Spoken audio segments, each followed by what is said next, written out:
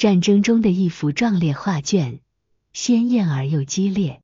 若开军的指挥官通米能，凭借着惊人的指挥能力，展现出了其非凡的军事才华。在攻克青帮新博镇缅军141营基地的激战中，缅军的高级军官们相继受伤或被俘，甚至有营长失踪。这无疑是通米能司令军事智慧的一次辉煌展示。缅甸的战场，从新博镇到克钦邦，都洋溢着血与火的气息。若开军的壮大，不仅展现了他们自身的强大，更是彰显了对克钦军的深厚情谊。15年间，若开军一直在克钦军的总部活动，为其付出了良多。然而，当若开军开始独立扩张时，克钦军或许有些惊讶，但他们的支持和合作却是这场战斗顺利进行的重要保障。若开军之所以参加克钦邦的战斗，可能是出于对克钦军的报恩，因为若开军是2009年建军，这15年来一直是在克钦军的拉赞镇总部活动。可以说，若开军的壮大有克钦军的很大功劳，但是到了后期，若开军的疯狂壮大出乎克钦军的意料之外。克钦军发展了60多年，不过只有1万余人的规模。若开军发展了15年，就已经壮大了近4万人的规模。若开军是真的牛皮，拉队伍的能力在全缅甸民间武装里可谓是首屈一指。克钦军在3月9日发起的0209行动，得到了若开军和人民保卫军的大力支持。如果单纯靠克钦军去打仗，肯定是没戏。有了若开军和人民保卫军的配合，克钦军才能打得这么顺畅，否则结果还真是不一定。开始今天的节目之前，欢迎大家订阅我的 YouTube 频道，才不会错过更多精彩内容。若开军所属的若开邦并不在缅北，但缅北战事总有若开军的身影，而且出镜率很高。今天就说说这个事。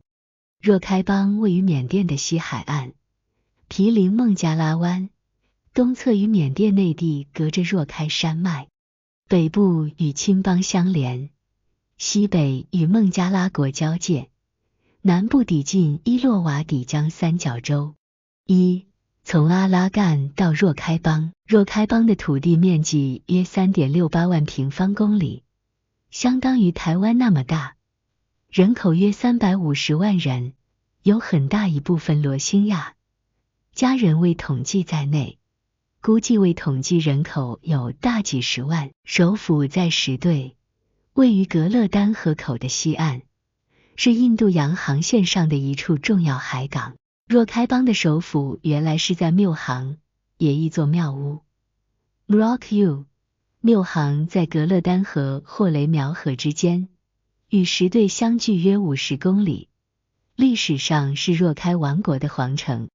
确切地说，那时候叫阿拉干王国。阿拉干王国的领土远比现在的若开邦要大，今天的印度加尔各答、孟加拉国及大港一带都是阿拉干王国的藩属的，即12孟加拉市镇。1666年起，莫卧儿帝国吞并了阿拉干王国的藩属的，即12孟加拉市镇。1784年，缅甸贡榜王朝吞并了阿拉干王国，至此，阿拉干王国宣告灭亡。40年后，日不落帝国发动了第一次英缅战争，1824年3月到1826年2月，英缅签订了杨达波条约，缅甸贡榜王朝将阿拉干地区割让给英国，还包括丹纳沙林、阿萨姆、曼尼普尔、卡恰尔等地，并入英属印度下的孟加拉省。于是，英国把阿拉干地区的首府从内地的缪杭迁到什队。什队当时跟香港一样，还是个渔村。也就是从这一时期开始，罗兴亚家人 Rohingya 在阿拉干地区逐步发展成为群落。1948年1月，缅甸脱英独立后，若开族阿拉干人作为缅甸第4大民族，与缅甸联邦其他个少数民族一样，开始寻求民族自治。最终在1973年，缅甸政府同意将若开省设立为若开族自治邦。由上可知，今天的若开邦大致经历了阿拉干王国、缅属阿拉干地区、英属阿拉干地区、缅甸若开邦的历史发展轨迹。若开邦的民族以若开族为主，还分布有缅族、罗兴亚、家族、亲族等。其实，经过几百年的发展，若开族已经非常缅化，在语言、宗教、文化上和缅族都很相似。但在大缅族主义盛行的缅甸，若开族与缅族的民族矛盾很深，于是就有了反政府武装的若开军 AA。 但是若开军 AA 并不是在若开邦建立的，而是在克钦邦北上建军。2009年4月，一个名叫通米能的若开族人，以导游的身份带着31名游客，从若开邦出发前往克钦邦，途中被缅军抓了5个，最终包括通米能在内共有27人到达目的地。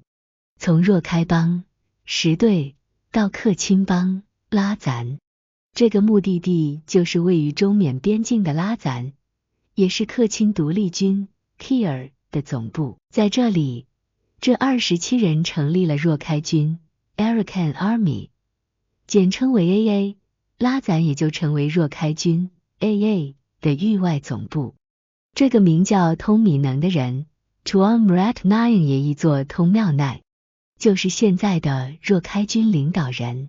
通米能于1978年11月出生在若开邦的石队，在石队大学完成了法学专业，毕业后曾做过英语教师和导游，缅文史当。据通米能本人在接受采访时说，他是阿拉干王国宰相的后裔。2006年，通米能与克钦独立军副总司令滚莫取得联系，开始着手创建若开族地方武装。2009年4月，在拉赞正式创建若开军，担任总司令。之后借鉴克钦武装的党政军模式，于2012年成立了领导若开军的政治组织，即若开民族联盟 ULA， 并任主席。若开军的副总司令是钮通昂，于1981年3月出生在若开邦的皎漂，在仰光完成高等教育。钮通昂是一名医生，拥有博士学位。可见，无论是若开军 ULA 还是若开军的领导人，在缅甸境内的民地武中都是最年轻的。关于若开军 ULA 的政治目标，按通米能的说法，若开军组建之初是打算恢复阿拉干国，这一点可以从若开军的名称看出来。若开军的英文名字叫 Arakan Army， 其中 Arakan 一词指的就是阿拉干。后来，随着与缅甸各民地武接触加深，若开军调整了政治路线，在缅甸联邦框架内建立高度自治的若开邦。但如果这一目标无法在缅甸联邦框架内实现的话，那么就会让若开邦成为国际社会的一员，也就是脱离缅甸联邦独立。3. 与果敢同盟军的关系。若开军刚成立时，2009年4月，果敢88事件还没有发生。注：敏昂莱策反白所成等4人赶跑彭家声，当时彭家声给通米能送了一份厚礼，2支火箭筒和100条枪。这对那时初来乍到缅北，只有27人的若开军来说，绝对是雪中送炭。对此，通米能念念不忘。2022年2月，92岁的彭家声在勐拉病逝，彭家声女婿是林明贤。3月，通米能专程前往参加彭家声追悼会，当时他这样说道：彭家声主席给了我们100条枪后，我们带着那100条枪和2支火箭筒回到了我们的家乡若开邦。这是我们革命的关键时刻，从那时起，若开军与果敢同盟军就建立了盟友关系。果敢88事件以后，若开军几乎参与了所有的果敢军与缅甸政府军的战事，比如2015年29事件发生后，果敢同盟军发起了光复之战。为策应果敢地区的彭家军，若开军派出多股部队在萨尔温江以西地区与缅军作战。2016年11月，蒙古战事打响后，若开军承担阻击和袭扰任务。本次战事是若开军在官方的正式亮相。当然，对若开军支持最大的还是克钦独立军。4. 一边训练，一边参战。克钦独立军不仅帮助若开军进行军事训练，还提供装备和弹药，并且帮助其建立整套的党政军体系。此外，克钦独立军控制区内有很多矿区，包括翡翠矿，这些矿区向若开邦开放，从而为若开军解决了一部分兵源和财源问题。克钦独立军 KIR 具有武装培训与输出基因，这种基因可以追溯至二战期间英军 Levi 克钦支队和美军101克钦突击队。当时这2支队伍给号称丛林作战之王的驻缅日军第18师团以重创。据不完全统计，从2009年到2022年，克钦独立军帮助若开军培训了6000余人。这6000余人基本上都是初建时的27人班底，从若开邦一个一批一批带过来的。除了单向扶持，克钦独立军还拉着若开军建立了缅北联合阵线。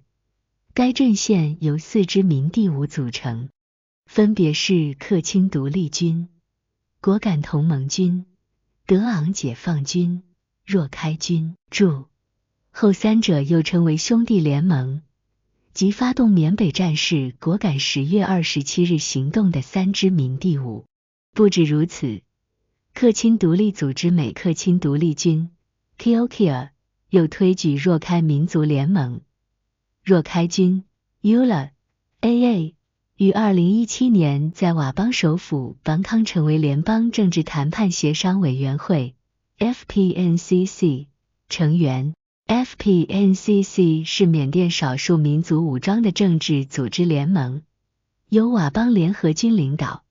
该组织旨在寻求在全国停火协议道路之外建立和平的替代方案。克钦独立军帮助若开军训练的目的，大致可以归纳为：一是扶持政治和军事盟友，在应对缅甸政府军围剿时，能够一南一北策应作战；二是训练出来的若开军，其中的一部分可留在克钦邦，配合克钦独立军在本地作战；三是吸纳一部分若开族在克钦邦采矿，力所能及地解决一部分财源问题。2011年6月，克钦独立军 KIR 与缅甸政府军爆发武装冲突，新成立2年的若开军 AA 秘密参战，这是若开军 AA 第一次参加正式的战斗。此后，若开军就成为克钦独立军与缅军武装斗争的一部分。若开军 AA 一边在营地进行军事训练，一边在缅北积极参与实战，主要是配合克钦军、果敢军、德昂军、北掸邦军打击缅军。在作战的过程中，若开军 AA 逐渐被世人所熟悉。尤其是本轮果敢10月27日行动，截至2022年1月，根据通米能在接受国际媒体采访时的说法，可能有夸张成分。若开军拥有100多个营，常备兵力超过3万人，其中绝大部分在若开邦，另有约3000多的兵力部署在克钦、掸邦北部高原地区，以配合缅北联合阵线作战。若开军在克钦独立军的支持下，不断发展壮大，15年来从一支几十人的武装迅速成长为缅甸境内一支强大的少数民族地方武装，成为缅甸崛起最快的新兴武装势力。5. 返乡作战。2014年，已经发展到一定规模的若开军，当时约有1-2千人，开始分批次返回若开邦，主要在若开邦北部与青邦交界、孟加拉国交界一带的山林地区活动。若开邦北部山林地区水网密布，山高丛深，地形复杂，适合打游击。同时，若开邦境内有200多万的若开族人口基数，能够源源不断地为其提供兵源。2015年4月，若开军与缅甸政府军在若开邦北部的战斗正式打响。若开军在若开邦北部的皎道、多镇区和百利瓦镇区建立了基地，从此以后，双方在若开邦的武装冲突不断，交火范围逐步向若开邦腹地蔓延。目前，若开军已经控制了若开邦北部约 60% 的地区山林地带。若开邦南北大致以中缅油气管道为界。这里提一下若开邦境内的另一支武装力量。6. 若开解放党。若开解放军 ALP。若开解放党在1967年4月成立。若开解放军成立是在一年的1968年11月，是在老牌抗缅武装克伦民族联盟的帮助下成立的。成立的地点是在克伦邦，所以看若开邦的反政府武装力量的发展很有意思，都是在域外建立的。初期的若开解放党、若开解放军成立后一直坚持独立斗争，主要在若开邦北部进行军事行动。1989年后进入若式发展状态。2015年10月，若开解放党、若开解放军同亲民族阵线、克伦民族联盟、掸邦复兴委员会等区支少数民族武装组织签署了全国停火协议。当时若开解放军兵力仅有100多人。签订全国停火协议后，若开解放党、若开解放军内部分裂，但人数太少了，没有引起什么波澜。若开军2014年返回若开邦后，与若开解放党、若开解放军协商，在相互理解的情况下，可在对方控制区活动，但还是产生了一些摩擦。其中，若开解放军坚持斗争的一派，很多纳入了若开军。发生的一个事件是，若开民族联盟、若开军在实队逮捕了若开解放党、若开解放军中央执行委员会成员凯宝林。原因是凯宝林此前前往内比都参加缅甸军政府的和谈。这类逮捕事件在2017年发生了2次，2020年也发生了2次。由此可见这2支若开武装组织之间矛盾关系。好了，今天的故事就讲完了，欢迎大家订阅我的 YouTube 频道，才不会错过更多精彩内容。再会。